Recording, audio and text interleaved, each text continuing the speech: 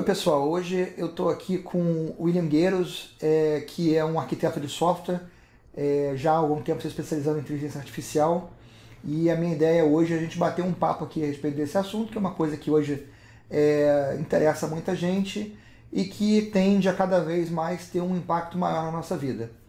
Então, William, obrigado por ter vindo bater esse papo. E eu acho que assim, a primeira coisa é a gente entender em que áreas mais a gente está usando a inteligência artificial hoje. Qual é a sua visão de quem está mexendo com isso hoje, em relação a onde mais se usa, para fazer o quê? Muito obrigado pelo convite. E hoje em dia existem algumas áreas que estão sendo muito utilizadas. A principal, que você vê mais na mídia sobre ela, é justamente na parte de veículos. Você vê a NVIDIA investindo milhões, todas as empresas estão investindo muito nessa área. Que é o reconhecimento de imagens, que você consegue encontrar objetos, hoje mesmo você consegue, no Google Fotos, você colocar festa de aniversário, ele já seleciona as imagens para você com festa de aniversário. Isso você já faz hoje no seu telefone, né? Até. Isso, você já faz no seu telefone. Quando você fala de veículo, você está falando no sentido do carro autônomo. Do carro autônomo, que lá você consegue identificar não só o veículo, né? Você identifica as ruas, você identifica as placas e todas as outras coisas. Um fato interessante, por exemplo, a empresa, há uns 5 anos atrás, o meu pai comprou um equipamento que tinha um pouco de inteligência artificial, que ele já falava se ele estava distante ou não de um carro. E essa empresa foi vendida esse mês para a Intel, por alguns bilhões, se não me engano foi 20 ou 19 bilhões, para você ver o fator que a inteligência artificial tem valor. Você está falando isso, a empresa que fazia o equipamento que o seu pai comprou na época? Há 7 anos atrás. Tá. E hoje em dia ela está mais especializada, porque a inteligência artificial não é uma coisa palpável, vamos dizer assim. Sim. Você não vê valor nela até que você começa a utilizá-la. Por exemplo, você quer ver que nem eu falei, suas fotos, eu quero saber da época que eu era magro. Isso é uma época que para mim é muito distante. Agora eu tenho que ter mais do que inteligência artificial, é quase mágica já. Para chegar aí eu contrasto as fotos. E você tem muitas outras coisas. Por exemplo, meu irmão, ele é médico e está se especializando em radiologia. Aí, por exemplo, que nem eu falei para ele, assim, o médico ficar analisando se aquilo é um câncer ou não, ele poderia estar fazendo outras coisas, porque é um fato que ele acabou aprendendo pela exaustão das imagens. Tá, você disse que ele poderia estar aplicando o tempo dele de uma forma que seria mais produtiva, porque o que ele está fazendo na prática, ele é um ser humano fazendo um reconhecimento de imagem. Isso. E hoje você poderia fazer esse reconhecimento de imagem usando algoritmos de inteligência artificial. Isso. Aí a parte importante de saber inteligência artificial, qual é o valor da inteligência artificial? É justamente o modelo de dados que o pessoal fala. Mas o que é isso? Parando para pensar assim grosseiramente, o que é o modelo de dados? Porque dados é tudo. Mas na verdade, o que seria no câncer? Seriam pessoas, no caso da medicina, né? Seriam pessoas que tenham câncer. Aí o que acontece? Você chega para o algoritmo e fala: olha, isso aqui é uma imagem de uma pessoa com câncer. A imagem do exame, né, da radiografia, não é radiografia, né, é uma ressonância magnética, né, da pessoa que tem câncer. Isso. E aí você vai treinar a inteligência artificial para reconhecer quando tem o câncer. Isso. Eu entendo que aí você tem dois tipos de valor que você pode estar agregando, né? E aí você me corrige se eu estiver errado, mas uma coisa você tem o valor que é a substituição, a liberação daquele médico que estaria fazendo o papel de fazer o reconhecimento da imagem de N exames diferentes, para ele dar um parecer, o laudo, vamos dizer assim, do exame, se ali tem alguma coisa ou não tem alguma coisa. Então você está liberando o tempo desse médico para ele fazer outras coisas, para ele estar interagindo com o paciente, para ele estar fazendo um exame presencial. Mas tem um outro lado que o médico, ele é ainda uma pessoa. E eu entendo que uma das vantagens que a inteligência artificial te dá é que quanto mais você treina ela começa a se equivaler a mais pessoas, não é isso? Você aumenta a taxa de acerto? Na verdade, o que acontece é o seguinte, você começa a centralizar a informação para uma pessoa aprender. Então você pega o dado de, por exemplo, 40 hospitais e você centraliza em uma inteligência artificial. Então você consegue o quê? Aumentar o alcance de acerto seu. Porque não existe, hoje em dia, qual é a grande diferença da inteligência artificial de 1980 para de hoje em dia? Porque assim, ela é ensinada desde 1980 ou 1970 nas faculdades, na MIT. Qual é a diferença dela que ela começou a bombar em 2005? Eu entendo aí também você pode me corrigir se eu estiver errado, mas eu entendo da época que eu comecei a estudar o assunto que nós tínhamos uma barreira técnica, onde quando você estava fazendo a montagem de redes neurais, você chegava num determinado ponto que a partir de uma determinada profundidade da rede, a coisa empacava, né? Os algoritmos deixavam de ter a progressão que se esperava deles, e aí você não conseguia criar uma rede neural profunda, né? com muitos níveis. E aí são layers, né? São camadas. Você tem as camadas do seu algoritmo, né? Que ele vai, à medida que você vai especializando ele, você vai aumentando e diminuindo a camada. Mas a grande diferença foi a sacada. A diferença maior mesmo é porque o que acontecia? Nós tentávamos fazer com que a inteligência artificial resolvesse tudo, que é o que a gente está falando. Ela vai então substituir o médico de radiologia? Não, a ideia não é essa. A grande diferença foi o quê? Agora ela trabalha como um serviço que te auxilia, entendeu? Sim, mas... Ele te dá uma capacidade melhor para você tomar uma atitude. Ele não te dá o score de 100%, vamos dizer assim. Não, mas eu entendo que em alguns casos, pelo menos em algumas especialidades, hoje, você já tem, eu vi a notícia recentemente, você tem casos de, acho que próprio câncer, diagnóstico de câncer, que o Watson, que é a solução de inteligência artificial da IBM, hoje aplicada à análise de diagnóstico de câncer, já consegue te dar um percentual de acerto superior à média dos médicos. Mas aí é o que a gente fala, né? Média. Sim, mas vamos dizer que a média de acerto dos médicos estava em 87% e ele agora está chegando já em 92%. Então ele já passou um pouco à frente. A tendência, pelo que eu entendo, vamos dizer assim, é que quanto mais massa de dados você tiver para treinar a inteligência artificial, teoricamente maior é esse índice de acerto que a gente vai ter. Isso. Na verdade, o grande diferencial é a massa de dados. Porque o Google saiu na frente, o Facebook está na frente, todo mundo, eles estão mais na frente. É por causa da quantidade de dados que ele tem. Simplesmente por causa disso. Por exemplo, uma coisa muito que se a gente parar para pensar e fala, o Google deu sorte. Não. Lembra do CAPTCHA? Sim. Como é que antes do Google comprar era o CAPTCHA? Ele auxiliava no índice de livros, concorda? Que era a palavra, você ia digitando a palavra ali e o algoritmo ele ia aprendendo e ajudando a indexar os livros. Você fala aquele negócio completo que você vai digitando. Isso, você vai completando ali. Aí o que aconteceu? Depois da compra do Google, o que virou? Você se lembra? Não. Foram as numerações. Sim, você está falando, de novo, entendi. Você fala da mudança daquilo que aparece na imagem para você reconhecer. Isso. Sim. Para que ele estava utilizando aquilo ali? Justamente para fazer o quê? Os humanos ajudarem ao algoritmo dele a reconhecer os caracteres. Sim, claro. Na rua. Porque claro.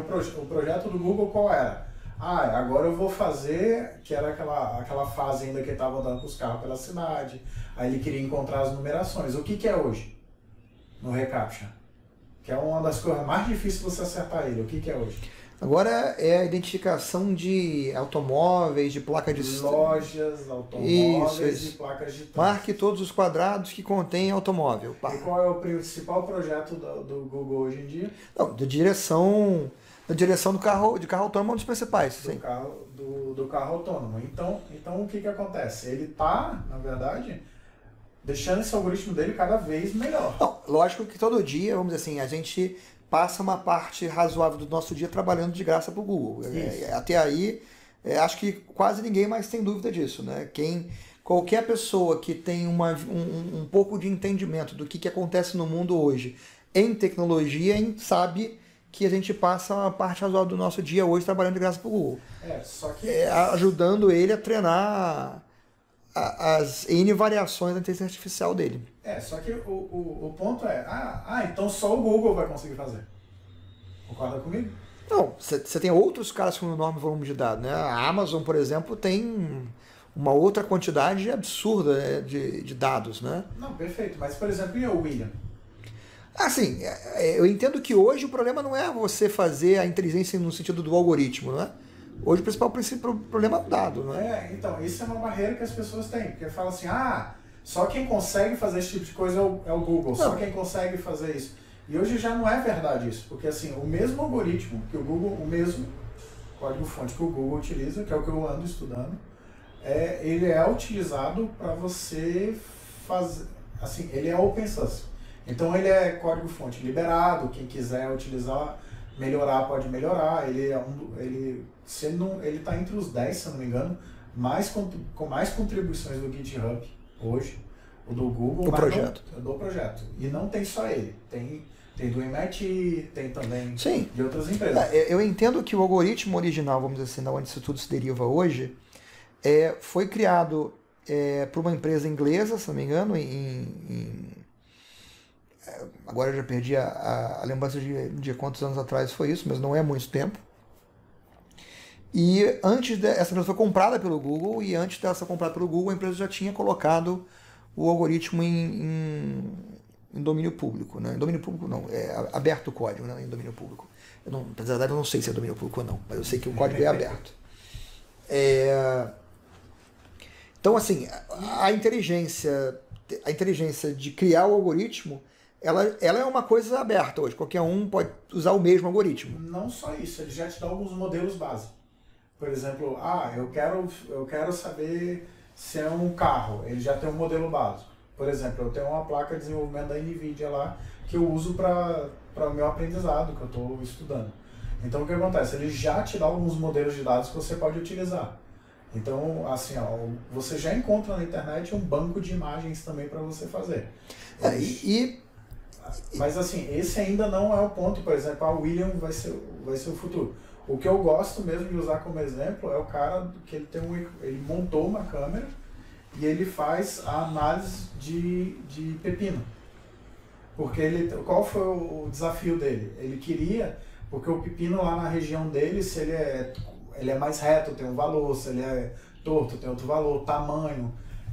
E ele fez isso com o machine learning. O que ele fez? Começou a fazer um aprendizado de quais eram os melhores. Você diz de reconhecimento de qual é o tipo do pepino e para ver qual é o valor que ele vai ter. Para ver qual é o valor que vai ter.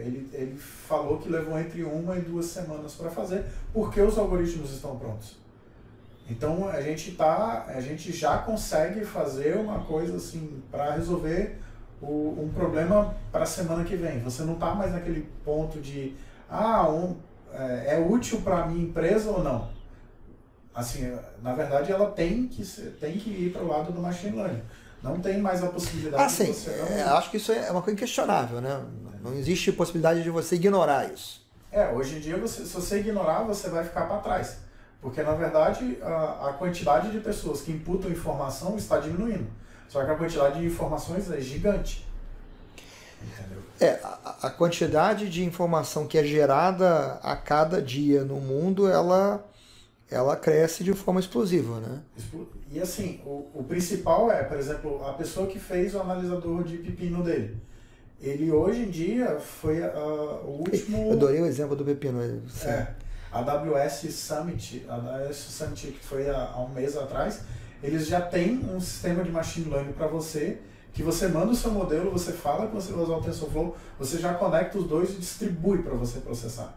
Então você não depende mais de um banco de servidores, você não depende nada disso.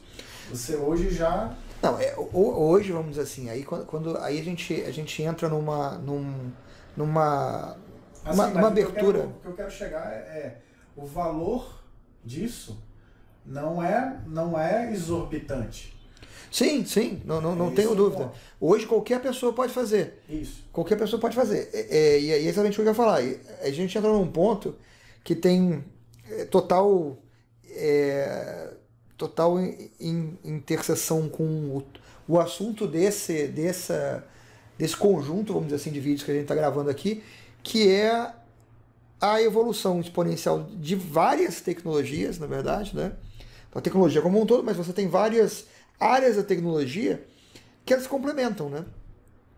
E que quando você começa a combinar as diferentes tecnologias entre elas, o resultado que você deriva daquilo ali, ele é potencializado pelas duas. Então, o ponto que você está colocando é o seguinte, ok, o algoritmo hoje é conhecido, é uma coisa que é fácil a gente pegar, mas ok, beleza, é fácil de eu começar hoje ao invés de difícil como era no passado, porém eu preciso poder processamento para poder fazer aquilo.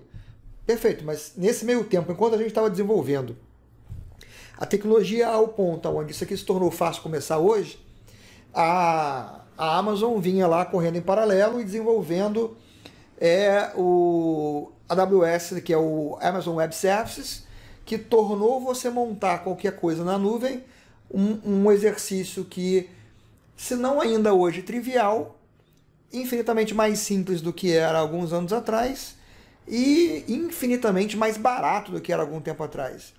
Então, é factível hoje você pegar esses algoritmos que você está falando e botar ele para rodar num conjunto de servidores, resolver um problema em alguns minutos, 1 hora, 2 horas, e tirar isso tudo do ar e aí não está mais pagando por eles. É porque assim, quando você fala, a gente fala assim, vou colocar lá para ele, na verdade a gente fala assim, eu vou colocar ele para ele aprender mesmo. Vamos chamar de aprender para ficar mais fácil. Sim.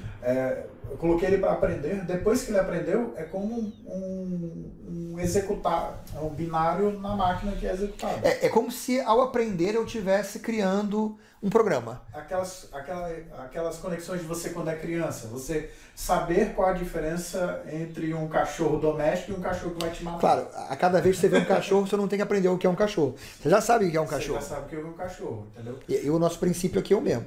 Uma vez você ensinou a inteligência artificial como fazer uma coisa, ela já sabe, ela não precisa aprender de novo aquela coisa. E uma coisa assim, que essa é uma das coisas que eu mais falo, eu sempre falo. O Google, que nem você citou, a IBM já tem o cognitivo dela, o Watson, é indiscutível que o trabalho deles foi muito bem feito, tem vários casos, tudo funciona. Se a IBM já tem o dela, faz sentido eu criar o meu? Já parou para pensar nisso? Já, lógico. Acho que qualquer pessoa que já trabalhou com software já parou para ter esse questionamento. E o bom da inteligência artificial, que assim, como a gente está falando que depende do seu modelo, dependendo do jeito que você treina o seu modelo, você consegue uma taxa de acerto maior que a dele. Porque às vezes você está treinando a sua inteligência artificial com o seu modelo de dados ou com as suas imagens e ela é melhor. Seu conjunto de informações é melhor, você quer dizer? É isso. Ela é mais, vamos dizer assim, ela é mais específica. Vamos dizer assim, eu quero fazer um supermercado, certo? Sim. Só que o meu supermercado é só de vegetais. Uhum. Então, o que acontece? Eu quero fazer uma análise de vegetais. Então, você acredita mesmo que o Watson vai estar pronto para ver coisas de vegetais na mesma qualidade que eu tenho todo dia passando? Se essa não for uma área que ele deu atenção ainda, não vai ter. Não vai ter. É igual você parar para pensar assim, um laboratório. O meu laboratório tem uma máquina, tem um grupo de máquinas aqui, que ele já sempre consegue os laudos dos exames daquele jeito. Será mesmo que uma outra inteligência artificial que alguém vai exportar para mim, para meus equipamentos, vai dar o mesmo resultado? Às vezes não. É nesse momento que a inteligência artificial ela se difere. Dependendo do seu input de informação, ela te dá um resultado diferente. Sim, ela aprende diferente. Aí se você fizer uma analogia, igual uma pessoa. Isso. Dependendo de quem foi seu professor e quais foram os livros que te deram para ler, você vai aprender a fazer uma coisa melhor ou pior que outra pessoa. Ou seja, o fato de que alguém já aprendeu a fazer uma coisa não exclui a possibilidade de outra pessoa aprender também. E essa segunda pessoa, ao aprender, se tornar melhor naquela coisa, naquele assunto, vamos dizer assim, do que o cara que tinha feito primeiro. Isso. Por isso que a gente, quando eu fui fazer alguns testes de modelo para fazer, o que acontece? Se você tem dados, por exemplo, muitos dados, e você fica variando da onde você coleta o dado, é porque eu estou falando de imagem, para melhorar o exemplo.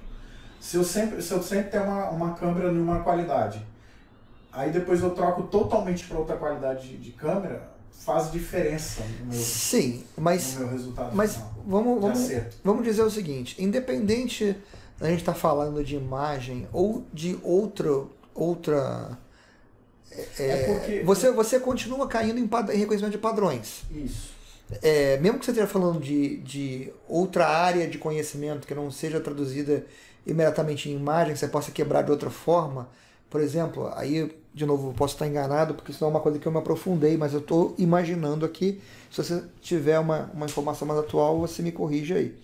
Mas se eu vou fazer um reconhecimento de fala, eu faço reconhecimento de determinados sons, depois de determinadas combinações de sons, que depois de determinadas palavras, para eu conseguir identificar os pedaços do que a pessoa está falando. Quando eu identifiquei os pedaços que a pessoa está falando, eu passo para um próximo passo, que é entender a combinação das palavras que vão dar o sentido do que é a frase, a parte semântica, né? Primeiro eu tenho a identificação dos sons em palavras, depois eu tenho uma identificação da sequência de palavras para chegar a um significado, vamos dizer assim, semântico. Isso. Mas não é muito diferente da evolução de como o processo, o pedacinho de uma imagem para identificar o objeto na imagem. Eu digo assim, o conceito, né? Não no específico. Só que esse que você está levando já entra em outra área do Machine Learning, que o Machine Learning tem várias áreas, certo?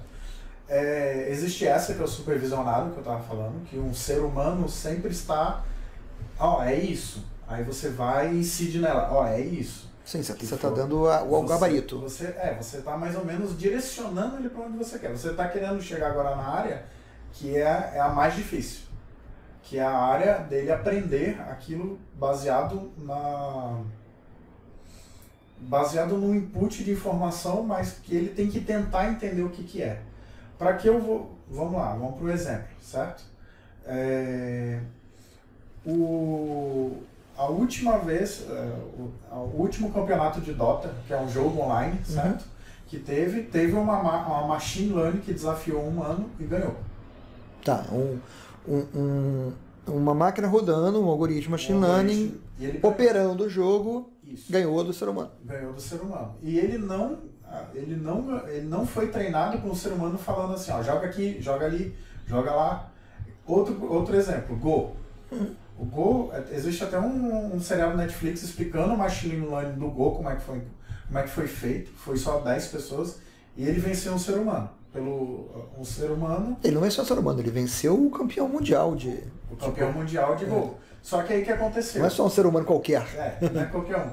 O que aconteceu? Lá eles vão explicando os níveis que eles vão colocando de habilidade no machine learning.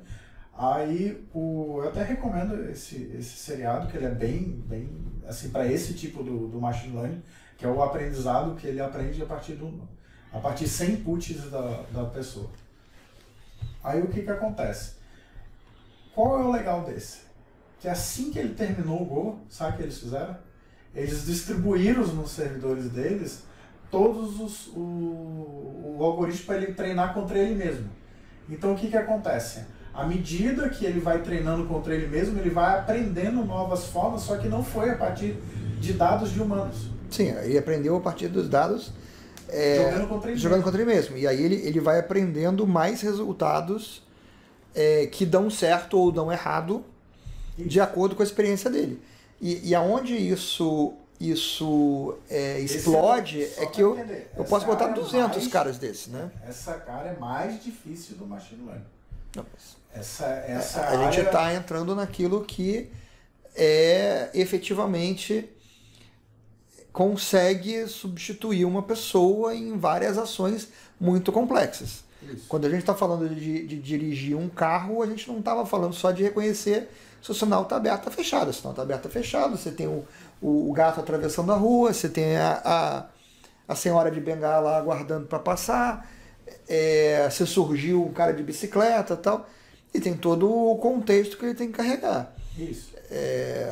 Mas, vamos dizer assim, você vai construindo, né, as coisas Isso. em níveis. Em níveis. Você tem que ir ensinando até você chegar nesse nível. E uma coisa interessante, por exemplo, isso é muito interessante. A NVIDIA, ela já te libera hoje em dia você consegue entrar lá no site da NVIDIA, fazer o download. Você só faz um breve cadastro lá para você ser da parte de desenvolvimento. E eles te dão um simulador para você tentar fazer um robô fazer uma tacada de golfe. Uhum. Então, como é que é o aprendizado disso? É igual uma criança. Ele fica dando tacadas de golfe cada hora para um lugar errado. Aí ele fala, essa tacada demorou 10 segundos e não acertou no seu gol. Aí ele vai treinando, até que uma hora ele não erra mais nenhuma tacada do campo de golfe. Onde eu quero chegar com isso? Esse carro do Google que fica o tempo todo andando, o carro da Uber que fica o tempo todo andando, todos esses carros, quando eles não só estão testando machine learning. Não, eles estão ensinando. Eles estão ensinando o algoritmo a dirigir melhor a cada dia, a cada coisa que acontece com eles. Não só isso. Eles, no curso da Audacity, eles explicam um pouco sobre isso. Ele já tem um simulador. Esse que é o tchan da coisa. Você tem um simulador do veículo. Então, quando você coloca o seu algoritmo de machine learning para ele aprender, ele não vai aprender no mundo real. Porque, assim, ele vai pegar aqueles 30 dias que você já andou. O Google tem mais, vamos falar, 3 anos. Não, o Google já tem mais de 6 anos. Aí ele já faz o quê? Ele roda no simulador, que simula o trânsito daquele negócio. Uhum. Aí o que acontece? Depois que ele faz todo o aprendizado nesse banco de servidores, ele vai e faz um deploy numa máquina, quer dizer, acabou de lançar o do Google, na verdade era um porta-mala de carro. Uhum. Aí na última conferência da NVIDIA virou uma placa desse tamanho, para ser colocada no carro. Então você já saiu do tamanho de uma placa. Por quê? Porque o Google faz no simulador? Porque ele não vai ficar andando com todos os carros para testar o algoritmo que ele acabou com os dados. Então ele já está nesse nível. Então o que acontece? Hoje dentro do Google existe um simulador do carro. Então a cada dia que ele anda, ele roda toda essa alteração de software, tudo, nos servidores. Eu entendo o que você está falando e ele vai aprendendo mais, como o jogador de Go aprendeu. Ele vai aprender muito mais coisa do que uma pessoa aprenderia, porque ele se multiplica, mas o aprendizado fica num lugar só. Ele gera 500 algoritmos daquele rodando em paralelo, mas todos eles contribuem para o mesmo aprendizado. Isso. Então, sobre esse lado, mas essa é a área tranquilo. mais difícil da inteligência artificial. Só voltando, essa é uma área assim, que você precisa de muito mais servidores, know-how, pessoas envolvidas do que aquela primeira que a gente estava conversando. Sim, claro, que aí a gente está falando de uma coisa que é um reconhecimento simples de padrão para uma tomada de decisão em tempo real, envolvendo 500 variáveis diferentes, e cada uma delas tem que passar por um reconhecimento. Não, é muito mais complicado, não há a menor dúvida. Agora, eu acho que um ponto disso que a gente está falando aqui, que eu acho que é o ponto-chave para o entendimento do que vem para frente, é exatamente a questão do quê? Como é que você consegue fazer com que o jogador de Go melhore sozinho, sem depender de pessoas, colocando ele para jogar contra ele mesmo? Como é que você vai conseguir fazer o motorista, né, entre aspas, do carro aprender a dirigir melhor? Você pode botar 500 dele dirigindo na mesma cidade simulada, e eles interagindo uns com os outros, inclusive simulando o comportamento que eles não teriam, mas que eles observaram que os humanos têm, por exemplo. Né? Isso. E aí, quando você faz isso, vocês estão todos contribuindo para o mesmo aprendizado novamente. Eu botei 500 carros simulados, aprendendo uns com os outros, todos eles aprendendo uma vez, né? Aprendendo um conhecimento que automaticamente é distribuído para todo mundo. Isso, o fator para isso funcionar é a perda. Para esse tipo de algoritmo funcionar, que é o quê?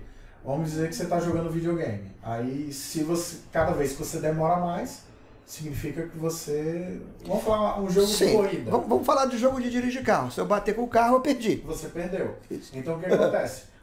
Se essa for a lógica, eu bati e perdi. Então, se você está jogando um jogo de Fórmula 1 e você consegue ficar mais tempo, significa que aquele momento foi melhor. Então, mas vamos trazer isso para a realidade das pessoas, porque eu acho que aí tem uma discussão que ela surge frequentemente. Recentemente, ela ressurgiu por um infortúnio aí, que foi uma pessoa que morreu atropelada por um carro da Uber. Atropelada foi da Uber. Foi da Uber. Eu vi o vídeo, não sei se você já viu o vídeo. A pessoa aparece do nada, né, à noite. Ela literalmente aparece na frente do carro levando uma bicicleta, né? Era um ciclista que estava levando a bicicleta. E aí a pessoa é atropelada e morre. E aí você, na memória, você tem um clamor: não, o carro autônomo, ele não é seguro, matou a pessoa, etc. E aí eu acho assim, que eu acho que é importante trazer esse ponto para discussão, porque é uma circunstância que as pessoas precisam entender. Primeiro, tem perguntas a respeito disso. Se um ser humano estivesse dirigindo o carro, ele teria conseguido não atropelar aquela pessoa? Acho que isso é uma pergunta importante. Ou seja, se fosse uma pessoa dirigindo, aquela pessoa ainda estaria viva? Eu duvido. Tá? Tendo assistido o vídeo, eu duvido. Porque a pessoa literalmente aparece na frente do carro.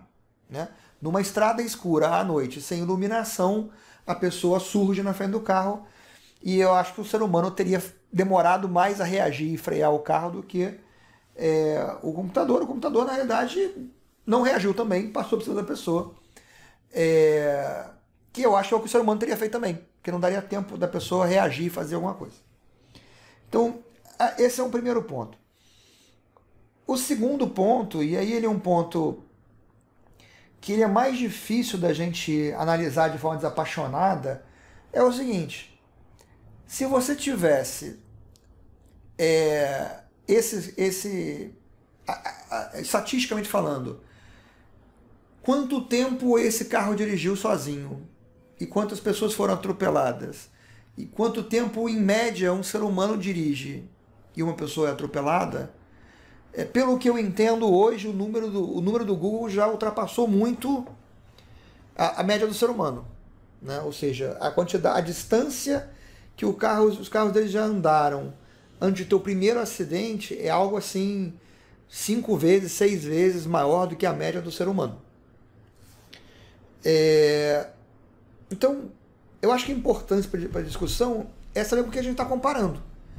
Né? Porque, primeiro, olhar o que aconteceu, e segundo, comparar com o que é normal. Né? Hoje, quando a gente fala dessas coisas, eu acho que já tem várias áreas onde o desempenho de um algoritmo de inteligência artificial é melhor que o do ser humano. Eu vou um pouco além do seu pensamento. Assim, já foi constatado que o Uber não teve nada a ver com aquele acidente. Já foi constatado que o problema não foi o machine learning, não foi o carro e tá tudo bem. Mas assim, por que aconteceu? Porque, na verdade, o Uber ele era composto, se não me engano, por 30 câmeras e mais aquele sensor 360. Só que o sensor 360 custa de 80, na verdade tem o de $3.000, só que é nível amador, ele não é o mesmo padrão. Sim. Tem um nível que são os que são utilizados em carro, que ele custa de $10.000 a $80.000. Uhum. Só que você colocar um negócio de $10.000 de um sensor desse no carro, inviabiliza o negócio. Então, não é economicamente viável. não é economicamente viável. Então o que aconteceu? Eles tiraram todos e deixaram câmeras. Certo. Que câmeras correspondem ao que um ser humano vê. Que um ser humano vê. O ser humano não tem radar. Porque assim, para nós... eu acho importante, assim, a gente está comparando banana com banana. Isso, porque assim, a grande diferença... Aquele acidente, a primeira coisa que veio na minha cabeça, assim, eu falei, cara, não faz sentido. Existe o sensor de temperatura, existe o sensor 360, 3D, não sei o que lá. Eu falei, pô, mas o carro do Uber tem. Aí depois eu fui dar uma olhada melhor e eu vi que eles tiraram. Por quê? Senão eles não vão conseguir chegar no mercado. Não adianta você chegar com uma tecnologia de machine learning impossível. Sim, o que é usado de forma geral, por exemplo, pegar o Tesla. Isso. O Tesla dirige por câmera. Isso, ele teve acidente agora. Qual foi? O que aconteceu naquele acidente? Você viu? Que ele bateu no meio do viaduto. Sim. E matou a pessoa. Sim. O que aconteceu? O algoritmo de machine learning, ele identificou o segmento da pista, estava errado. Tanto que outra pessoa foi lá depois e ele deu o mesmo segmento de pista. Porque ele tinha a impressão que aquele segmento de pista era igual de um segmento de pista normal. A pintura da faixa estava errada. Só que tinha um outro problema. O algoritmo de machine learning não identificou a pintura falando que aquele local era um local de colisão. Uhum. Então, só que é um jeito babaca de pensar. Mas a cada morte que você tem no machine... Sim, você melhora ali. Mas, você coloca um ponto porque já é a segunda pessoa que morre. Eu concordo com você que é um jeito ruim de você pensar em teoria, mas volto na minha questão. Esse acidente do jeito que aconteceu, ele poderia ser evitado se a pessoa estivesse dirigindo? Provavelmente sim. Esse provavelmente sim. Mas o carro da Tesla, ele não ele não é autônomo. Ele não tem hoje um selo da própria fábrica e da autoridade, vamos dizer, que regulamenta isso hoje nos Estados Unidos, de que ele pode andar sozinho. Então, o ser humano, quando está sentado ali e liga o piloto automático, ele é um apoio, ele é um facilitador. Isso, mas não é para você dormir.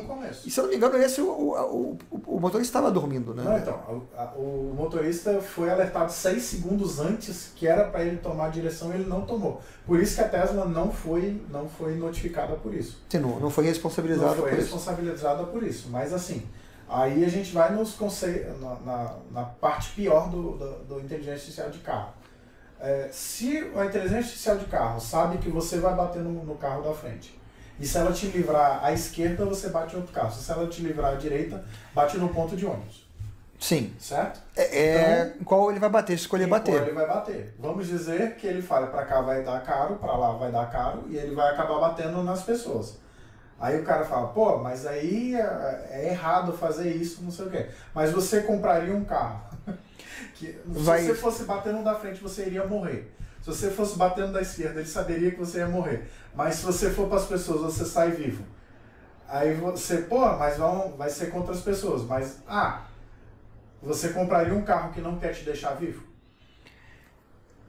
Eu não tenho certeza. Não, então. Tá, eu sei. Eu vou ser sincero, né? Eu não tenho certeza. Pelo seguinte, na verdade, a gente quer que ele não bata. Mas você como motorista, você jogaria o carro em cima das pessoas? Eu diria que não. Então, eu iria tentar frear. E eu, como motorista, eu não tenho como saber se você vai morrer. Se eu vou frear ou não, porque eu não tenho um computador fazendo cálculo da física para saber se eu vou bater ou não, tá? E aí é o caso, seres humanos não conseguem fazer esses cálculos para saber. Então, eu acho assim, se eu fosse o motorista, eu provavelmente iria bater no cara da frente. Por quê? Porque o cara da frente eu tenho chance de frear. O cara do lado não tem chance de frear, porque eu tô jogando em cima dele. Então, não tendo como ir para o lado, não tendo como ir para o outro lado, eu ia frear para reduzir a minha velocidade e bater da forma de menor impacto possível. E aí talvez eu fosse morrer por ignorância. Tá? Eu iria morrer por ignorância no sentido de que eu não estou aqui dizendo para você que eu sou a pessoa mais santa do mundo e que se eu tivesse certeza que eu ia morrer, eu tenho certeza que eu não ia jogar o carro para o lado onde estão as pessoas. Porque as pessoas também têm a chance de pular para fora da frente. Eu literalmente não sei.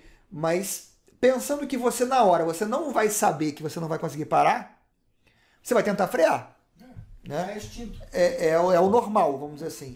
E se você está vendo que você não está conseguindo parar, pode ser que seu instinto seja jogar para o lado onde estão as pessoas mesmo. Só que você compraria um carro que ia levar. eu diria a você o seguinte, que provavelmente sim. Em que sentido? Você não voa num avião hoje, você sabe que a chance do avião cair é infinitesimal. Alguns caem. Você sabe que avião é o meio de transporte mais seguro que existe. A estatística é bizarramente baixa o número de acidentes que tem comparado ao número de voos, e a quantidade de mortes comparado ao número de passageiros é uma boçalidade. Então, assim, você entra no avião sabendo que algum percentual de aviões caem. Mas é um percentual muito baixo. Caiu semana passada. Caiu semana passada. Mas eu acho que o princípio é o mesmo. Qual é a chance do carro tomar uma decisão que vai resultar em você morrer? É 0,0000001. Só para te lembrar, já morreram 2. Não. Então, morreram 2. Não só que porque. Aí eu te falo, não porque. depois que morreu o primeiro, nunca mais você viu um daquele carro jeito, da Tesla daquele jeito passando não. por debaixo de um caminhão. Mas o meu ponto nessa história é o seguinte: já morreram 2. Quantas pessoas morrem por ano em acidente de carro? Me diz aí, você tem ideia? Só nos Estados Unidos a gente está falando de centenas de milhares de pessoas por ano. No Brasil, outros centenas de milhares de pessoas por ano. Então, assim, no mundo, no ano, morrem provavelmente milhões de pessoas em acidentes ligados a carro. Morreram 2. No desenvolvimento do carro autônomo. Se você for parar para ver, a estatística é fenomenal. Sim. Embora ele não esteja aprendendo, vamos dizer assim, né? Ele não chegou no ponto... Não, ele não chegou no... Não chegou ainda... É aquilo. Lógico que tem muito mais carros sendo dirigidos por seres humanos. Vamos ser honestos que eu não estou citando o número assim, louco aqui. Mas a quantidade de horas que foram dirigidas já pelo carro autônomo, que é na casa de 1 milhão já, tá? Do Google principalmente. Não, mas aí que tá. Todo mundo só olha pro Google. Sim, mas tem todos os outros. Não, os outros a players. Tesla. Sim. A Tesla, os carros autônomos dela, você acredita mesmo que o Model 3 veio com câmeras, com autônomo? Não, eu tenho certeza. Porque a Tesla achou que era uma boa ideia. Eu tenho certeza que assim, a Tesla já declarou que o Model S, desde o ano passado, ele tem todo o hardware para ser 100% autônomo. Eu sei que ele está pronto. Ela já está coletando dados, entendeu? Sim, lógico. Então, o mais importante... Seria tolo da parte dela não estar. E menos seguro para o motorista, na realidade. Isso. Aí é o que eu sempre falo, assim, hoje em dia a informação que a empresa tem muito valor. Porque, assim, há um tempo atrás o pessoal não dava valor nessa informação. E se você parar para pensar, foi uma tremenda bobeira que a gente pode ter feito. Mas qual foi o bom de um tempo para cá? Todo mundo começou a centralizar a base de dados. Concorda comigo? Centralizar a base de dados, você fala colocar coisas em data centers, na nuvem. Na nuvem, e já vem há algum tempo se preparando para isso. Sim. E aí você gera margem, vamos dizer assim, para ter mais fontes de informação boas, né, para aprendizado de algoritmos em diferentes áreas, diferentes assuntos. Sim. Isso. Aí então o que acontece? E além do mais, você também tem a internet, tirando o Facebook, que não ajuda muito, né? Que é fechado, né, e hermético, ele ajuda ele mesmo. O Facebook é aquele tipo de pessoa que só ajuda o pessoalzinho da terra dele, ele não ajuda ninguém. Ele é hermético, ele vê tudo que tem dentro dele, mas o resto do mundo não enxerga nada. Não enxerga nada, então o que acontece? É quase como você parar para pensar dentro das companhias, né? Porque o que acontece? A maioria dos dados está ali dentro. Sim. Então como é que você vai fazer um machine learning para um dado que está escondido? Você consegue ver hoje muito machine learning, por exemplo, você vai lá na Azure, na AWS, em qualquer um, você consegue usar um algoritmo de reconhecimento de objeto. Você consegue usar um algoritmo de tradução. Você consegue usar um algoritmo que estão prontos. Então, eles estão prontos porque a maioria deles consegue retirar dados de base de conhecimentos que estão na internet. Sim. Por exemplo, a mesma empresa que fez o do jogo que eu te falei, eles fizeram machine learning usando o Reddit. Lembra do Reddit? Uhum. Ela aprendeu inglês e como se portar utilizando o Reddit. Não, eu vi... Aí eu vou falar de coisas que não são do seu tempo, mas só para a gente se basear aqui. Para pessoas que são mais velhas, tem aqueles jogos antigos que eram do tempo do Atari. Uhum. E eu vi que essa inteligência artificial, aquela do Go, né? ela aprendeu, por exemplo, a jogar River Raid, que era era um joguinho que você ia voando o aviãozinho, e o aviãozinho tinha que ele voar por cima do rio e ir destruindo as coisas que estavam no rio. E aí tinha momentos que você tinha que passar por um caminho específico, senão você explodia. Você batia em alguma coisa e você explodia. Ele foi colocado para jogar aquele jogo e aprendeu a jogar o jogo e derrotou todos os seres humanos em 2 horas. É isso. Só que é um jogo muito simples também, vamos ser sinceros, né? Mas esse, se eu não me engano, tem um projeto da empresa que jogou o Dota, um jogo mais moderno, e bem mais complicado. E ela começou com esses jogos. Sim. Ela começou com esses jogos. Porque como eu venho dizendo, se você não começar agora, você não vai chegar lá na frente. Mais ou menos esse é o conceito. Se você não começar a criar seus layers, suas camadas de aprendizado e vir aos poucos, você nunca vai chegar no resultado igual do Google. E aí vem um detalhe importante, né? Porque hoje empresas como o Google, como a Amazon, como a Microsoft, como a IBM, elas ofertam serviço para você utilizar a inteligência que eles criaram. Mas se você parar para olhar, né, olha pelo ponto de vista de você faz produtos que vão embutir uma inteligência artificial. Se você embute uma inteligência artificial que na verdade é implementada por uma dessas empresas, na prática você está dizendo o seguinte: o que tem valor no meu software mesmo não sou eu que faço, são eles. Isso. E na verdade o meu software se torna dependente deles. Ou se você quiser interpretar de uma outra forma, eu ganhei um sócio, que são esses caras aqui. Isso. Para quem agora eu tenho que pagar toda vez que eu for usar um algoritmo daquele tipo. Mas você tem que se lembrar que o seu aprendizado nunca vai ser igual ao dele. O meu aprendizado não vai ser igual ao dele. Por causa dos modelos. Lembra que eu falei lá no começo? Eu falei assim, toma cuidado, porque dependendo do seu... Sim, vamos dizer que eu quisesse estudar os exames de câncer, como a gente estava falando antes. Isso. Eu vou ter acesso a um conjunto de dados, de resultados de exame de X hospitais. Eles já tiveram a um outro conjunto de outros hospitais, com outros médicos. Às vezes... Pode ser, teoricamente, o dele vai ser melhor que o meu, não tenho dúvida. Não, mas naquele assunto específico. Não, mas vamos lá então, febre amarela nos Estados Unidos? Chikungunya nos Estados Unidos? Não vai rolar. Para diagnóstico de doenças exóticas não é o caso. Né? Não, então, mas esse caso, vamos ser honestos, né? A IBM fez acordo aqui no Brasil com os hospitais mais famosos. Albert Einstein. Mais de um, né? Mais de um. Acho que foi. Mas a Albert Einstein, eu acho que é um deles sim, mas ela fez com mais de um. A CCR fez uma parceria que ela vai começar a utilizar também. Mas acho que o ponto que eu tô querendo chegar é o seguinte: se você parar para pensar, se você simplesmente... Lógico que esse serviço é um facilitador para você poder chegar no mercado. Então, se você é uma startup que quer chegar no mercado agora com um produto, não há dúvida que você não vai poder passar os próximos 3 anos desenvolvendo do zero.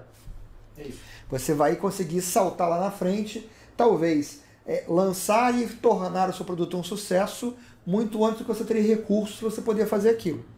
Agora, se você já é uma empresa estabelecida, que vai querer acrescentar isso no seu produto, você tem mais uma linha de produtos, você vai ter isso permeando um monte de produtos para frente, você tem que pensar se vale a pena você usar isso como um acelerador para começar, se vale você pensar isso usar para sempre, se vale a pena você usar só por um tempo.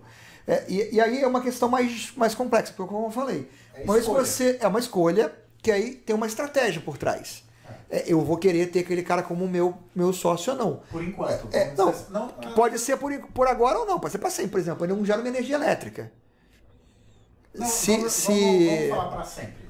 Então, tradutor universal faz sentido eu implementar hoje em dia? Não, porque... De inglês para português? Teoricamente, você tem do Google Translator para você utilizar, que é vendido como serviço. Por outro lado, vamos pensar o seguinte...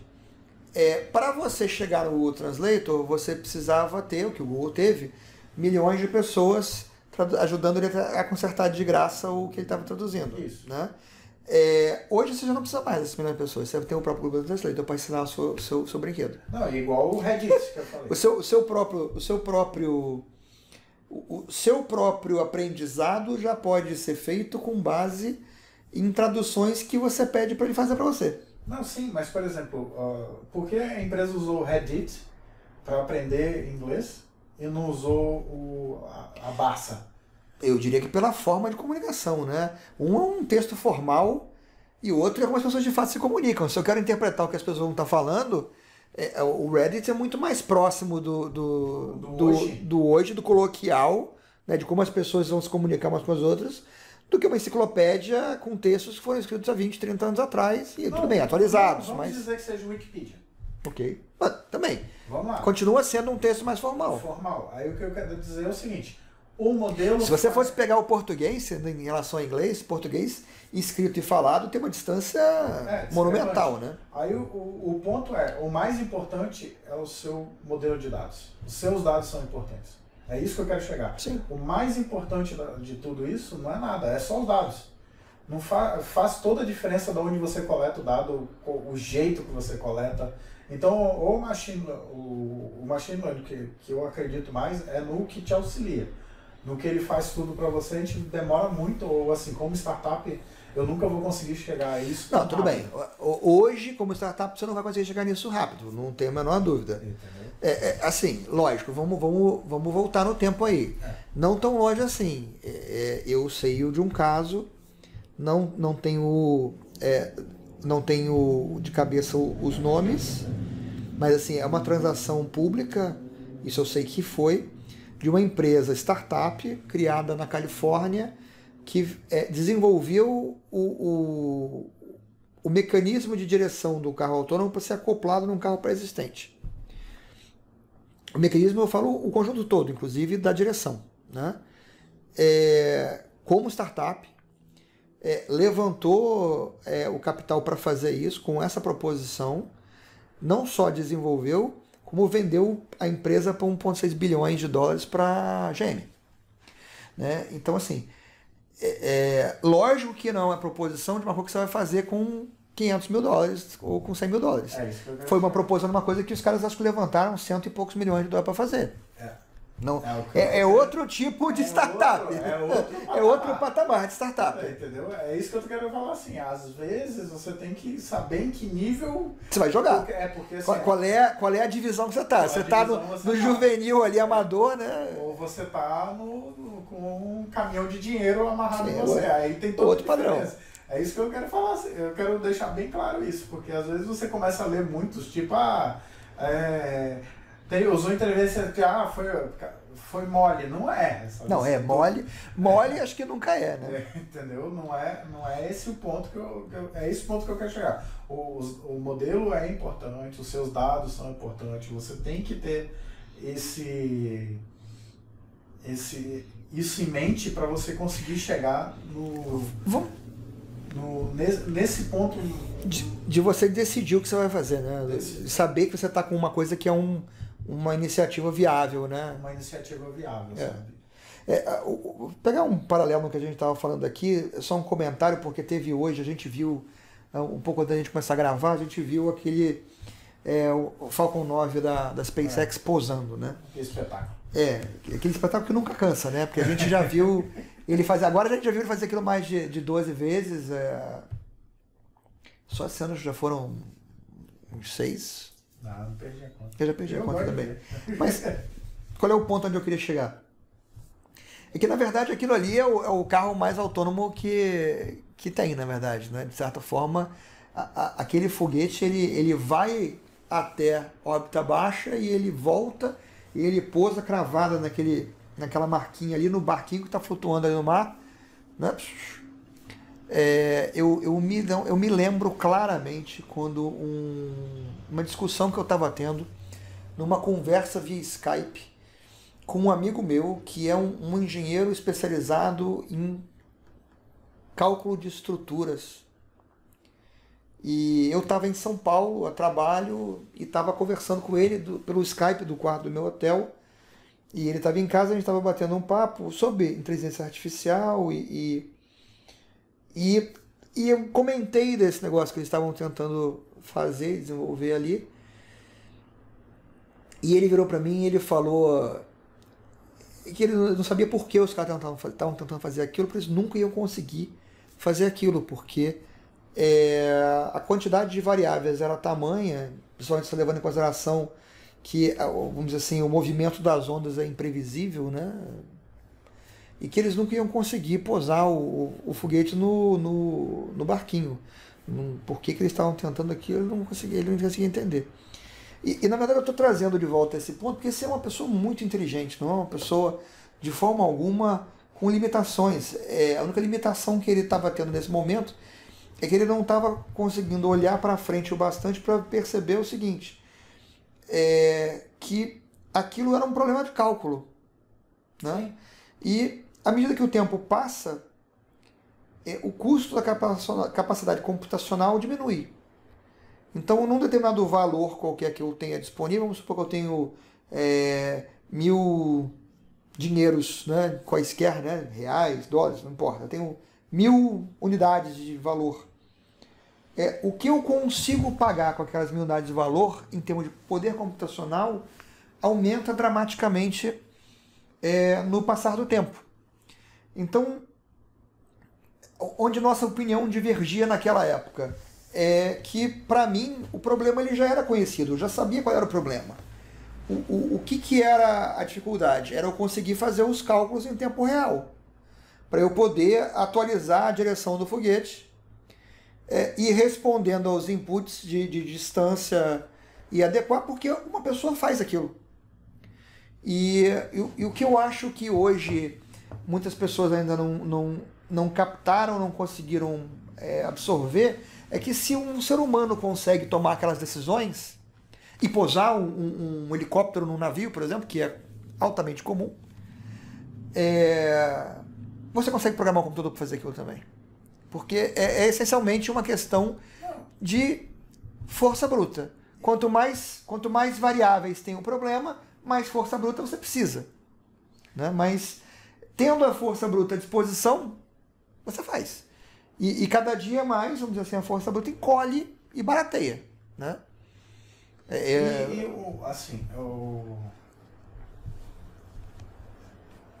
Para pensar, Petrobras, certo? Vamos falar logo no nível da Petrobras. A Petrobras, ela tem os seus pipelines, tem tudo para fazer o quê?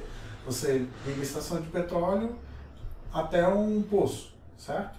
Então, se você parar para pensar, aquilo ali, ela sofre tensões, certo?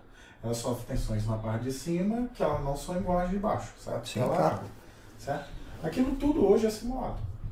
Sim. Ninguém coloca um tubo de petróleo no fundo do mar sem fazer os cálculos. E vamos ver o que dá quando a gente botar, né? Vamos botar aqui e gastar milhões e ver se estoura ou não. Vamos ver se estoura ou não. Vamos fazer tentativa e erro. Não é mais assim. Então, na verdade, eles gastam. A NVIDIA deve vender milhões para eles e eles fazem simulações daquilo. Você acha mesmo que o da Tesla não foi simulado? Da SpaceX, você está falando? Da SpaceX. Não, lógico que foi. Não tem a menor dúvida. Assim como, muito antes deles fazerem o teste real, vamos dizer assim, né? Com o foguete deserto, brincadeira, acho que já estava tudo calculado há muito tempo. Já estava tudo calculado há muito tempo. Ele usou, se não me engano, foram 10 ou 12 para fazer o ajuste de pente fino. Sim. A coleta de dado real. A coleta de dados real, para mostrar que o dado simulado não valia. Aí eles começaram, eu garanto isso, por simuladores. Não, tanto que você vê que quando eles descartam o foguete agora, não sei se você já reparou isso, quando eles descartam o foguete agora, eles fazem um pouso simulado na água. Ah, Lógico, vou perder essa oportunidade de colher dado. Não sabia disso não. Agora quando eles vão descartar o foguete, eles fazem um pouso simulado. Eles fazem tudo que o combustível permite fazer, como se tivesse vindo para pousar num lugar específico. Porque, assim, não estão inventando nada do zero. Na verdade, assim, eu garanto que a empresa que faz simulação para a Petrobras, com certeza entregar, porque a única coisa que muda é que um é água, outro é ar. Mas é fluido, só muda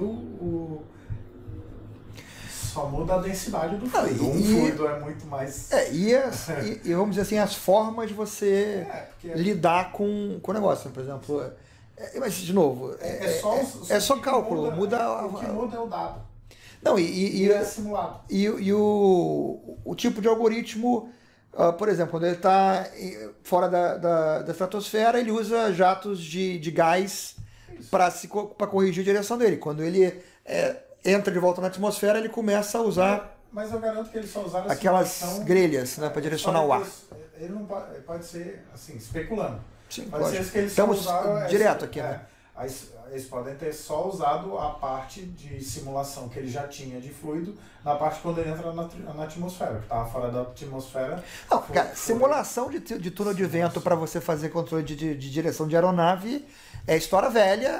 Velha. Todo mundo já conhece há décadas. Há décadas. E assim, garanto que a mesma simulador que você usa para aeronave hoje em dia é o mesmo do fundo do mar e é o mesmo que eles fizeram lá. Não faz sentido. Não tem muito porquê ser uma coisa diferente disso, né? Ser uma coisa diferente disso, entendeu? Então, na verdade, o que acontece? No final, eles só fizeram os ajustes dos dados. Se eles usam machine learning ou não, é bem provável que utilizem. Porque fazer toda essa quantidade de cálculos... Esperando os programadores fazerem todas as possibilidades para chegar no final do resultado. Esse é um detalhe que eu acho que, assim, que é uma coisa que as pessoas não têm... As pessoas em geral, que estão olhando de fora, que não tiveram nunca nenhum contato com inteligência artificial, tem dificuldade de captar. E eu vou ser sincero com você, que eu já tive muita dificuldade também, isso não é demérito para ninguém, acho que nem para mim, né, do ponto de vista de quando eu comecei a pensar nesse assunto. Mas que quando você está falando de um algoritmo que faz machine learning, você está falando de um algoritmo que não é determinístico, ou seja, eu não estou escrevendo todas as regras que ele vai seguir. Não. Ele vai aprender as regras que ele entende que dão um bom resultado. Mas você incide... Eu digo para ele se deu ou não deu um bom resultado no final das contas, né? Dependendo do tipo, sim. Não, mas mesmo aquele que, teoricamente, não depende disso... Aquele que deu uma sim, você vai lá e você fala, olha, esse aqui foi ruim. Esse aqui foi ruim e ele vai se ajustar baseado naquilo. Mas ele tem que começar o aprendizado lá do início. Sim. Não tenho dúvida. Ele não vai aprender porque eu estou dizendo tudo para ele, mas eu posso dar o input que baliza, não, esse caminho aqui você tira porque essa aqui foi uma má escolha que você fez. Parecia boa, mas não é, o resultado é ruim. Isso, você tem que colocar em um layer isso, tem todo um... Mas eu quis tocar nesse ponto pelo seguinte, porque se você fosse escrever todas as regras necessárias para você fazer, talvez, o controle daquele carro, ou escrever as regras para fazer o controle daquele foguete, você não ia conseguir fazer. Na verdade, no machine learning você não pode. Isso, exatamente. O meu ponto é exatamente esse. É a comparação do seguinte. Eu estou criando um algoritmo que se ajusta com base nos dados para entregar o resultado que eu desejo. Mas eu não escrevo as regras. Na prática, eu não sei quais são as regras. Eu só sei que o resultado é o que eu espero. Não, você espera esse resultado. Ele pode divergir completamente. Não, eu sei. Eu digo o seguinte, uma vez que quando ele diverge inteiramente, eu digo para ele, olha, você divergiu e ele para de fazer aquele. Então, para frente, vamos dizer assim, ele vai cada vez menos divergir. Por exemplo, no Go, no filme lá, até dá pra ver, tem uma hora que ele diverge tanto que ninguém entende o que aconteceu. Uhum. Que foi a primeira vez que ele perdeu. Uhum. Porque foi assim, ninguém entendeu o que aconteceu, o que ele colocou ali, e ele perdeu por causa disso. E cabe você fazer todo o aprendizado de novo para ele aprender que aquilo não foi uma boa jogada. Não tem como você chegar para ele, não faça isso. Se você fizer isso, você saiu do machine learning, vamos dizer assim. Você fez ele perder. Ele aprendeu que aquilo no contexto do jogo não era uma boa ideia. Sim. Entendeu? Mas ele vai tentar. Sim, ele vai gerar aquele resultado. Isso, não tenho dúvida. Eu estou só colocando do ponto de vista de tentar passar para as pessoas a diferença em termos de esforço de implementação. Entendeu? Então, uma coisa é eu precisar escrever 500 mil regras. Isso. Outra coisa é eu ter um código que tem 100 regras e que através daquelas 100 regras e usando os dados ele consegue gerar o resultado que você teria se você conseguisse escrever corretamente as 500 mil regras, vamos dizer assim. Isso. E aí, do ponto de vista do esforço de pessoa, para a criação é muito menor, e a probabilidade de você ter um erro, teoricamente, ela vai ficando menor também, quanto mais dados você passa pelo algoritmo. Isso. À medida que você vai pondo mais dados, ele vai chegando mais, você vai tirando os outliers, você vai chegando mais no resultado que você precisa, que você gostaria. Ele vai ficando mais preciso. Ele vai ficando mais preciso no que você gostaria. Tanto que você, quando vai fazer o machine learning, você tem os dados do seu modelo e tem os dados de validação. Mas se você for pegar um comparativo, vamos dizer assim, para um programa escrito por um ser humano, o programa todo, com as regras todas escritas por um ser humano, cada regra a mais que você coloca para tornar mais preciso o resultado, a sua chance de ter um erro aumenta. Porque você vai tendo uma complexidade maior de código, né? Uma quantidade maior de código, onde a capacidade do ser humano de conseguir antever qual é o impacto que aquela mudança que ele está fazendo vai ter, é muito pequeno. Porque o ser humano, para conseguir chegar a um resultado que faça sentido, ele precisa pensar no caminho que faz sentido, vamos dizer assim. Enquanto os algoritmos que a gente está falando, ele não precisa entender de antemão que aquele caminho vai chegar onde ele quer. Ele vai aprender que chega. É como se você tivesse o ser humano batendo código aleatoriamente e de vez em quando o programa faz o que ele quer. Só que o ser humano, para fazer o programa, ele leva meses.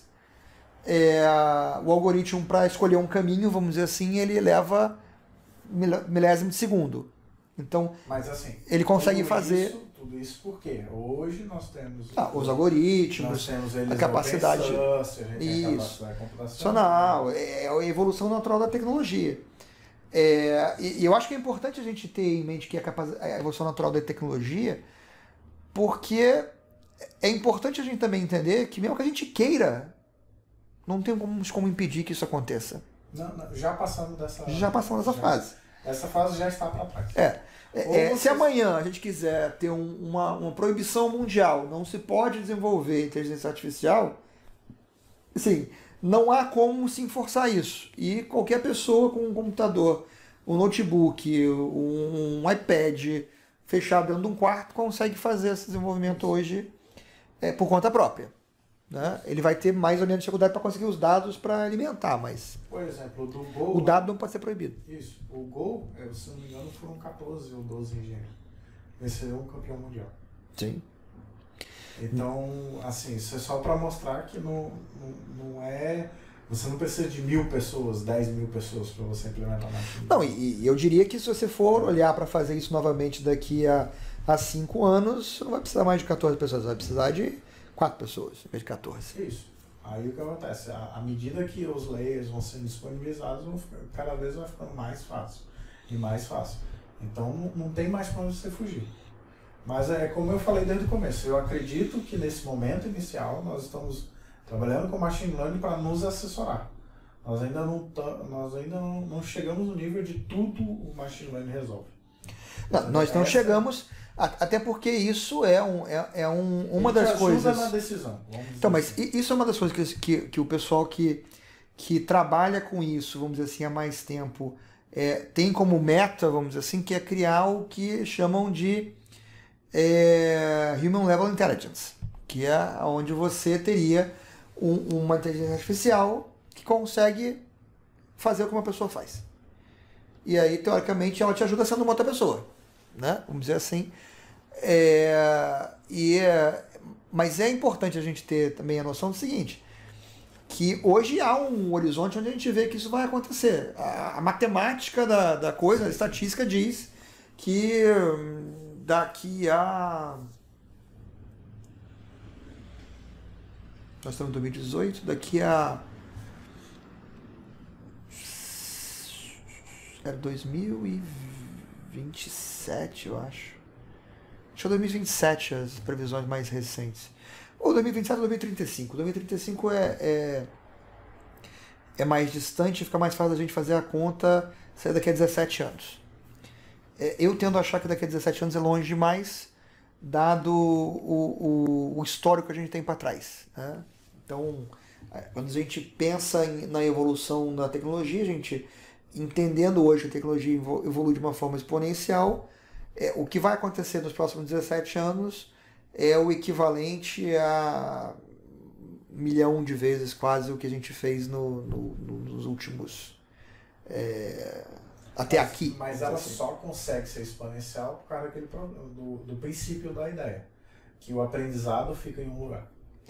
Que o aprendizado fica em um lugar, que a capacidade computacional aumenta, que a sua capacidade de armazenar essa massa de informação aumenta também, e barateia. Né? Só para a gente colocar em números, por exemplo. Eu comprei uma placa da NVIDIA para utilizar lá, não é para fazer nos seus testes, né? Para utilizar lá nos meus testes. Quanto custa uma? $500. Eu comprei uma parte, um kit de desenvolvimento da NVIDIA e eu consigo já reconhecer veículos. Sim. O meu já reconhece o veículo.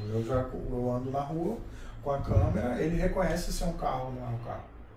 Para você entender o tamanho da capacidade. Nós não estamos falando só de coisas igual dos carros, que é 20 mil, 30 mil, 100 mil dólares um carro. Não, você já consegue fazer um pedaço daquilo hoje com uma coisa no valor de $500, por exemplo. Uma coisa de $500. Que é um kit de desenvolvimento, só um módulo, que é o módulo da NVIDIA, ele custa $300. Então ele já... Porque, assim, a diferença do Machine Learning pro resto ele usa GPU, que a gente faz o processamento de cálculos, a gente não usa CPU. Então, o que acontece? A GPU, ela tem um poder evolutivo exponencial muito maior. Pela própria natureza de como ela é tratada, né? Isso. Ela é a década tratada com uma coisa paralelizável e eu faço uma quantidade estúpida de cálculos em paralelo, diferente do que do programação que a gente faz. Isso. Aí o que acontece? A NVIDIA, o último lançamento dela tem um mês da NVIDIA. O que a NVIDIA está conseguindo fazer? Ela quase está dobrando a capacidade computacional das GPUs. Num espaço de mais ou menos um ano. É uma coisa incrível. Isso é uma, assim, a taxa que vem sendo mantendo em termos de CPU, ela vinha sendo de dobrar a cada 18 meses, mais ou menos, tendendo para baixo, tá? Nos últimos 2, 3 anos, para estender esse período para 2 anos. Aí, por a gente estar chegando em alguns limites, vamos dizer assim, físicos, né? Mas onde vai ficando cada vez mais difícil você conseguir fazer o componente dentro do chip menor, sem que um componente não interfira no outro componente, né? Mas a solução que vem sendo adotada, vamos dizer assim, no tempo, é eu criar paralelismo dentro do próprio chip, isso, que é o caminho da GPU, né? A GPU diferença é que o processador que você bota num computador normal hoje, como por exemplo, o computador que a gente está usando para gravar isso aqui agora, é uma CPU de 4 núcleos. Isso. Só que eles concorrem entre si. Mas a GPU de um computador desse tem 200 núcleos. Por exemplo, a minha de $500, que na verdade só o módulo é $300, ela tem 256 CUDA cores. Sim. E é desse tamanho. São 256 núcleos de processamento gráfico. 256 núcleos de processamento gráfico. E é isso aqui. Não, se você... A gente fala, a minha carteira é maior que ela. Não, se você for pegar, vamos pegar o exemplo do computador onde eu faço a edição de vídeo. Só para entender. Essa plaquinha, eu já consigo fazer um robô que serve o quarto.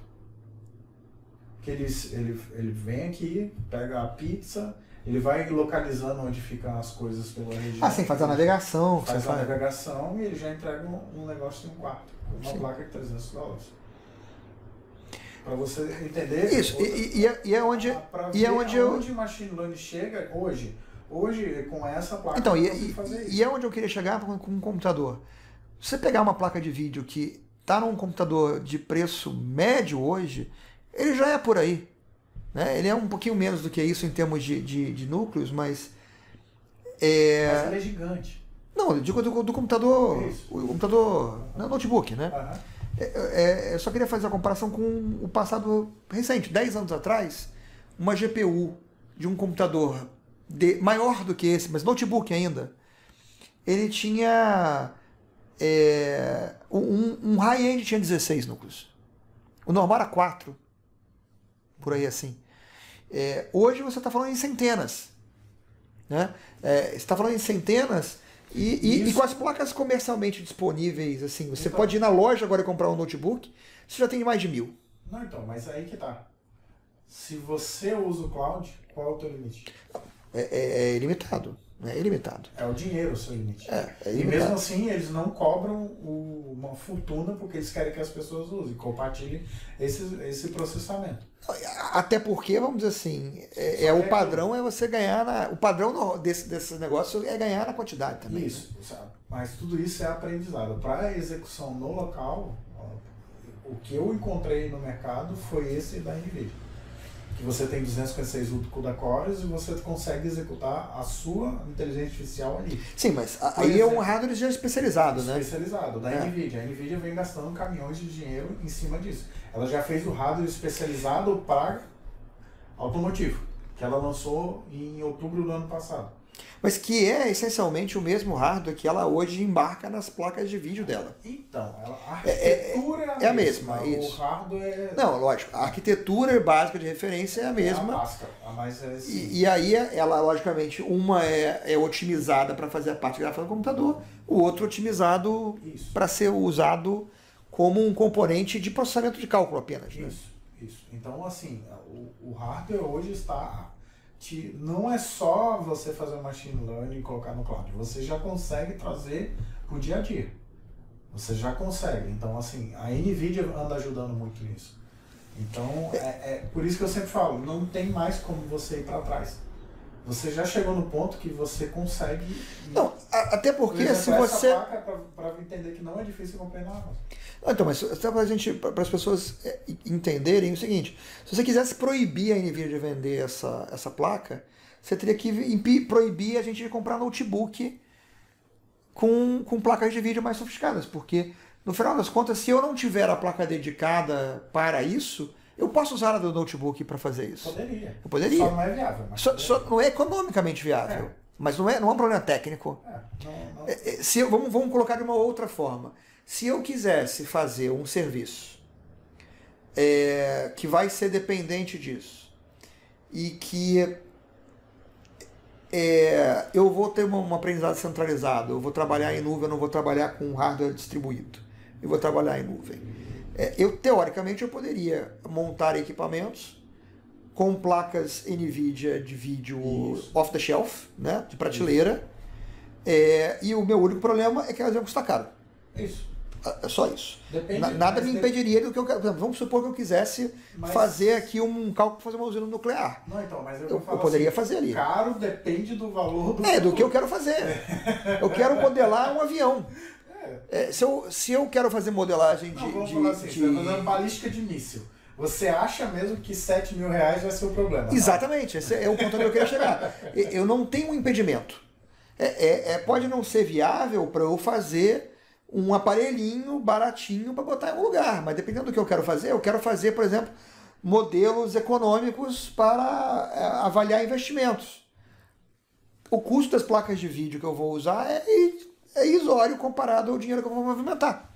Assim. Então, mas aqui, volta a falar. É só uma questão, vamos dizer assim, de a gente saber o seguinte, não há o que a gente possa fazer que vai impedir isso de acontecer, porque a placa de vídeo que hoje faz isso... É a mesma. Não, ela tem a mesma tecnologia e daqui a 10 anos a placa de vídeo vai ser muito melhor e vai fazer a mesma coisa muito mais rápido. Então, ainda que eu não pudesse usar economicamente, ser viável hoje para um produto, daqui a 10 anos vai ser, mesmo que aquela placa fosse proibida, a original, a não ser que eu falasse, não posso mais ter placas de vídeo sofisticadas também. Vou trazer de novo aquela plaquinha, $300, quanto tempo ela leva para aprender o veículo, que é um veículo? Eu coloquei um modelo de dados, foi 5 minutos. 5 minutos. Agora, imagina isso no cloud. É isso. Sim, lógico. Então, Quando se essa você... plaquinha de $300 para identificar um veículo, ela levou 5 minutos, porque ela só tem 256 CUDA-cores. Eu não lembro quanto tem a última NVIDIA, que deve ter muito mais CUDA-cores. A última, quando eu estava olhando para comprar notebook no ano passado, se não me engano, era a casa de 1.700. 1.700, eu estou falando de o modelo high-end, né? Estou falando uma plaquinha de $300 com 256 CUDA-core para descobrir se é um veículo ou não, levei 5 minutos. Não, e isso falando assim, né?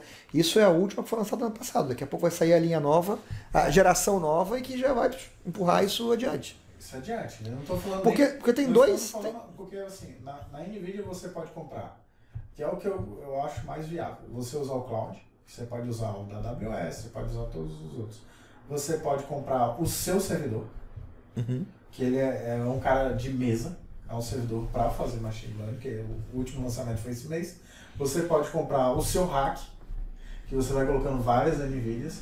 Você pode comprar a sua placa para machine learning, que é aquela linha Tesla, que é a linha mais cara das placas de vídeo, que ela tem um formato do NVIDIA. Ou você pode ir para a 1080 Ti, qual a variação, o que varia entre elas para você fazer o seu aprendizado, a velocidade, a qualidade, o tempo que vai deixar ligado. Você não vai pegar uma máquina de uso em casa e vai deixar ela 24 horas por dia processando seu modelo. Sim, porque claro.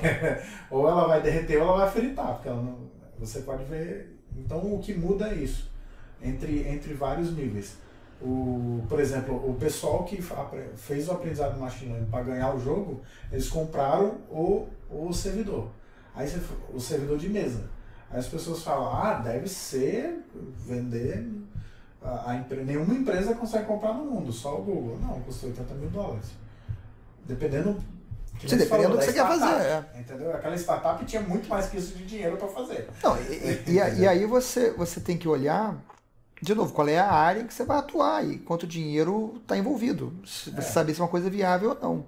Por exemplo, eu com uma plaquinha de $300, eu já identifico um carro. Sim. Levei 5 minutos. Para você ver o tamanho do poder que está disponível agora, né? Está disponível. Na apresentação da NVIDIA desse ano, ele mostrou, se você faz um processamento para aprendizado de flores, ele faz dá para ver nessa imagem assim, faz 1, 2, 3. Quando faz de 3 em 3, o aprendizado para saber se é flor ou não. Quando você coloca uma GPU, ele faz 256 por clock. Então, é muito rápido. É assustador, vamos dizer assim, a velocidade de cálculo que você tem hoje. Eu acho que hoje as possibilidades que estão se abrindo, elas são tantas que as pessoas têm muita dificuldade de conseguir ainda enxergar todas as oportunidades, todos os caminhos possíveis que vão se abrir para a gente seguir hoje em dia. E é verdade. Porque assim... É difícil você imaginar, na verdade, né? Realmente, o que será possível. Você se perde, vamos dizer assim. Você se perde porque tem muitas áreas, muitos algoritmos. Eu quero fazer um machine learning. Agora tem agora não, né? Esse já é um projeto antigo já do TensorFlow, que é ele desenvolver uma música. Ele faz uma música, já fizeram a música que ele desenvolveu ser tocada com uma orquestra sinfônica. Aí você tem, outro desafio que tem lá, o pessoal fazer uma pintura. Eu vou dizer para você, acho até que aí é um bom assunto para a gente encerrar nosso bate-papo de hoje. Eu vou dizer para você que essa é a área que mais me preocupa hoje na questão da inteligência artificial, porque eu entendo razoavelmente bem por que eu quero fazer uma inteligência artificial que vai me facilitar um trabalho.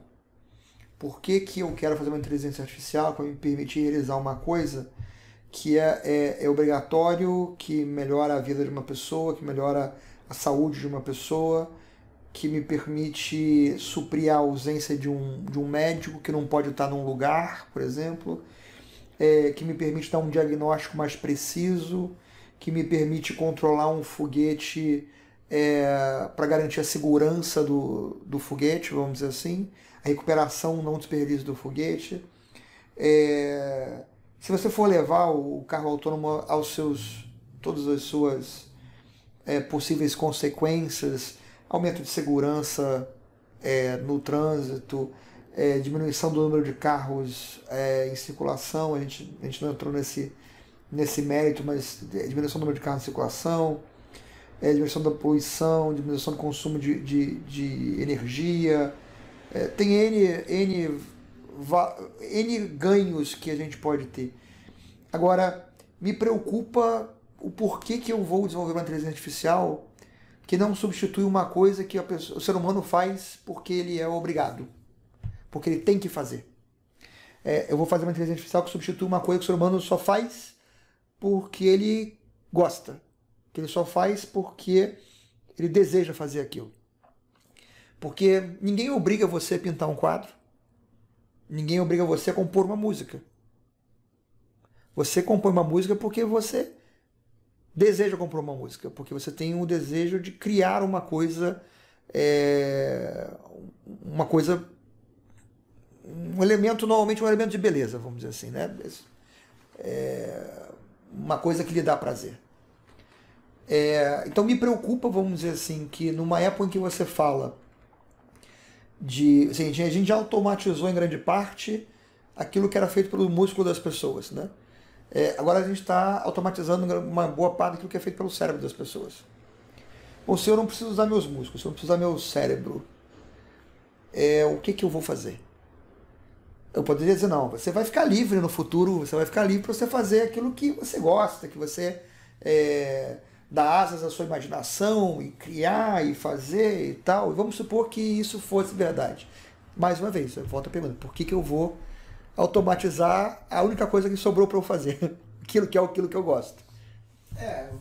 Vamos deixar isso para a próxima. Não, é uma pergunta, ela é quase retórica, né? Porque porque filosófica. Assim, eu sempre digo isso, quem está brincando com isso são programadores. E assim, eu nunca fui bom com pintura. Sim. Então, se eu posso fazer um machine learning para fazer as pinturas, eu iria gostar.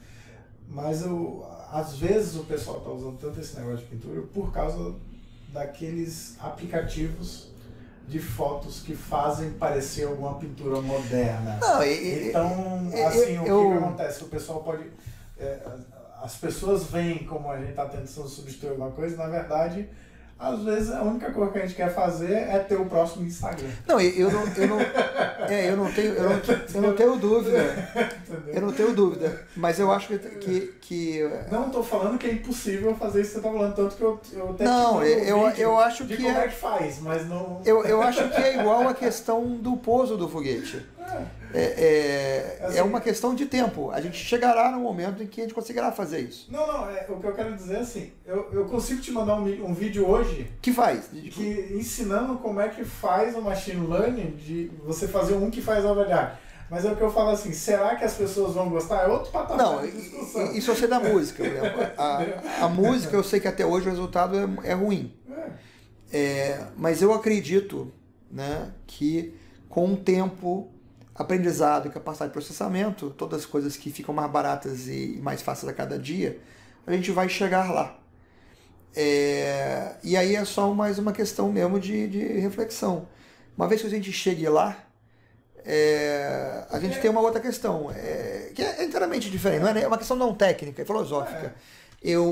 Só porque eu posso fazer uma coisa, não significa que eu deva fazer aquela coisa. Né? Mas vamos deixar isso para a próxima. Vamos deixar isso para uma outra conversa. Essa já é bem filosófica. Ô, William, eu acho que eu queria te agradecer aí pelo bate-papo. Acho que foi uma conversa bacana. Eu espero que o pessoal que assiste aí tire alguma coisa de proveito. Eu acho que é sempre uma discussão interessante da gente exercitar um pouco a mente em relação ao que pode vir e o que está vindo, né? O que com certeza vai vir. Vai chegar. Né? É só você sentar na primeira fila ou na última, você tem que escolher. Mas que vai chegar, vai. Exatamente. Bom, obrigado.